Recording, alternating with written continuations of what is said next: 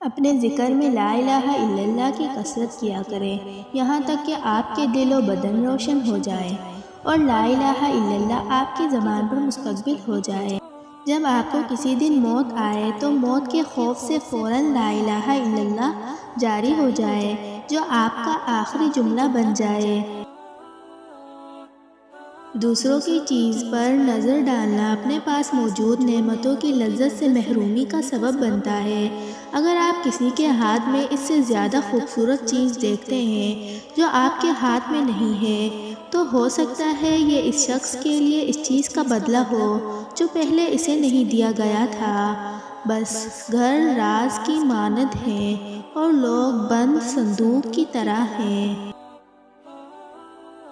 آپ کو بنانے والا آپ کی بہت حفاظت کرتا ہے، اس سے زیادہ آپ سے کوئی محبت نہیں کر سکتا۔ قیامت کے دن کی بڑی حسرتوں میں سے ایک یہ ہے جب بندہ دیکھے گا کہ اس کی عبادات کسی دوسرے کے پلڑے میں تولی جا رہی ہے۔ اے اللہ، ہم نے جس کے حق تلفی اور برائی کی ہے، یہی پر اس کی ادائیگی اور تلافی کی توفیق عطا فرما۔ جب دل مردہ ہو جاتا ہے تو اسے گناہ کا احساس نہیں ہوتا۔ یا اللہ، ہمارے دلوں کے بگاڑ کو درست فرما۔ اور چونکہ ہماری زندگی میں کوئی بیک بٹن نہیں ہے، ماضی کی غلطیاں ہم سے صرف 3 چیزیں کی مستحق ہے: معاف کرنا یا بھول جانا یا غلطیوں سے سیکھنا۔ برائی کی مثال ایسے ہے جیسے پہاڑ سے نیچے اترنا، ایک قدم اٹھاؤ تو باقی اٹھتے چلے جاتے ہیں، اور اچھائی کی مثال ایسے ہے جیسے پہاڑ پر چڑھنا، ہر قدم پچھلے قدم سے زیادہ مشکل مگر ہر قدم پہ بلندی ملتی ہے۔ درود شریف اور استغفار کی کثرت کریں۔ آپ جب بھی صبح اٹھا کریں تو یہ عزم ضرور کریں کہ آج کے دن میں نے اپنے خالق کی کوئی نافرمانی نہیں کرنی اور نہ ہی اس کی مخلوق کو اپنے کسی عمل سے تکلیف دینا ہے۔ جو قرآن نہیں پڑھتا وہ بالکل بے مزہ اور بے خبر زندگی گزارتا ہے۔ اسے پتہ ہی نہیں کہ صبر کیا ہے، توکل کیا ہے، تقویٰ کیا ہے، اللہ کی رضا کیا ہے۔ وہ کتنا غافل ہے، اسے اتنی قیمتی باتوں کا، اتنے خوبصورت تعلق کا احساس تک نہیں ہے۔ وہ کتنی بے رونق زندگی گزارتا ہے، اپنی ہی الجھنوں میں وہ اللہ کو اپنے قریب محسوس ہی نہیں کر پاتا۔ اسے پتہ ہی نہیں کہ اللہ تعالیٰ کا انعام کیسے ملتا ہے، اللہ تعالیٰ سے مانگنا کیسے ہے، اور اللہ تعالیٰ سے باتیں کیسے کرنی ہے، اور اللہ تعالیٰ کو اپنے قریب کیسے پانا ہے۔ کتنی بے خبر زندگی ہے اس کی۔ اللہ پاک ہم سب کو قرآن پاک پڑھنے اور سمجھنے کی توفیق عطا فرمائے، آمین۔ زندگی کے غار میں اعمال کے چراغوں میں سب سے روشن چراغ اللہ کے خوف کا ہے۔ اول تا آخر دنیا بس یہی ہے کہ ایک آدمی کو نیند آ جائے، وہ خواب میں کچھ پسندیدہ مشاغل دیکھے، پھر اس کی آنکھ کھل جائے۔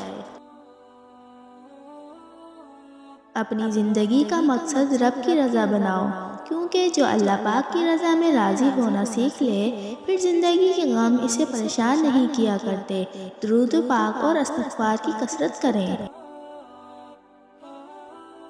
لوگ کاغذ کی تصویروں میں خوبصورت اور نمایاں نظر آنا چاہتے ہیں، مگر اپنے کردار کی فکر نہیں کرتے اور بھول جاتے ہیں کہ انسان کا اچھا عمل اس کی سب سے بہترین تصویر ہے۔ سنو، صبر کا دامن کبھی نہ چھوڑنا۔ صبر جتنا مشکل ہوتا جائے گا، تمہارا انعام بھی اتنا انمول ہوگا۔ صبر کرو کہ اللہ صبر والوں کا ساتھ کبھی نہیں چھوڑتا۔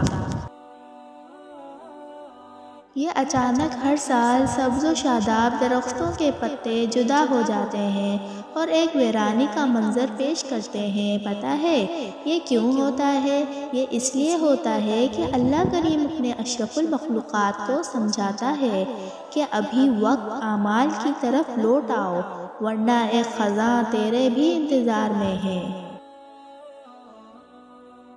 کبھی سوچا ہے کون ہوتے ہیں اللہ کے پسندیدہ؟ وہ جن کے دل بڑے نرم ہوتے ہیں، جو دوسروں کے راستے سے کانٹے اٹھا کر انہیں سیدھا راستہ دکھاتے ہیں، اپنے ساتھ زیادتی کرنے والوں کے لیے ہدایت کی دعا کرتے ہیں، اپنے اندر لوگوں کی تلخیوں کو برداشت کرنے کی گنجائش رکھتے ہیں۔ ایسے لوگ جن کے دل اللہ کے مخلوق کی محبت سے مالا مال ہوتے ہیں، ایسی معصومیت کے مالک جو دوسروں کے ساتھ بھلائی کر کے اسے صرف اور صرف اپنے رب کی عنایت سمجھتے ہیں۔ پوچھا گیا اللہ تعالیٰ سے سوء ظن یا بدگمانی سے کیا مراد ہے؟ فرمایا وسوسوں کا شکار رہنا، مصیبت میں پڑنے کا مسلسل خوف اور نعمتوں کے چھن جانے کا دھڑکا لگا رہنا، یہ سب خدائے رحمان و رحیم سے بدگمانی کی صورتیں ہیں۔